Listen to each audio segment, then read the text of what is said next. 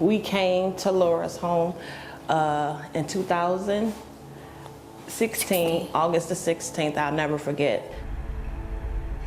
It was the first day that I received peace in such a long time.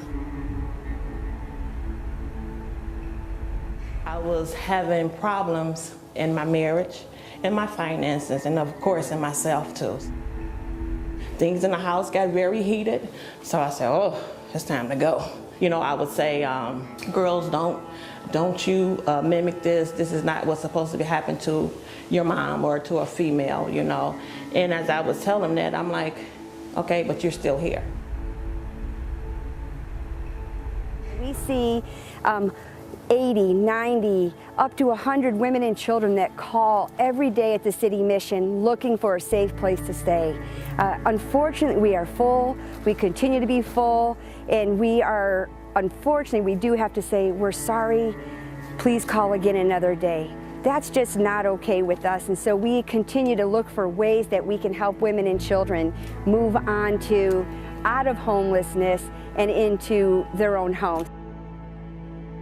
When we came, it was just a blessing in disguise. I didn't know what I was walking into. I thought I was just coming into a homeless shelter, but I was really coming into a crisis center because I was in a crisis. Came into the program and it was such a blessing. I'm like, wow, this is neat. I can deal with myself, get myself back to a better place, you know. And you know, things went on and I graduated, and it was just such a blessing. And then when they came to me, they said, well, you can be a candidate for a home. I said, no. and she said, yeah, you are a candidate. We, as a company, started by volunteering to serve Christmas lunch to the women and children at Laura's home. And then the director of the home took us on a tour and started telling us about the New Horizons project. We wanted to get more involved, and jokingly, you know, we asked, like, what else can we do? And someone was like, well, you should buy a house. And my boss said, okay. And it took about 0.2 seconds for Greg to agree. He said, absolutely, that's a great idea, let's do it. And it just kind of started from there and snowballed into now we are partnering with the City Mission and the Land Bank, and we have the home that we have behind us starting. We fundraised $40,000, and today is our first work day, and we are very excited to be here and get started.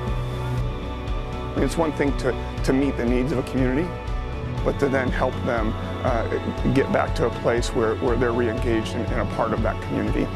Fantastic. And so that's what we're about as an organization, is, you know, helping people plan for and prepare for their futures and protect what's important to them. So perfect fit.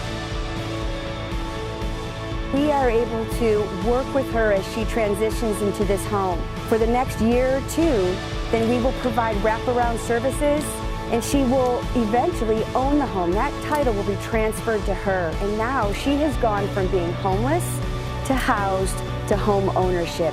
That breaks the cycle of poverty, and that's what will happen for this family who moves into this home. So grateful for AXA and the volunteers. They not only just raise the money, they're here putting in the sweat equity. How great is that? And what an honor to serve side by side for our community. It's been so surreal, you know what I'm saying, not to know what God really had for me here. Even if they wouldn't ever gave me a house, they gave me back. I'm just forever grateful, you know, of what Laura's Home had done for me and my family.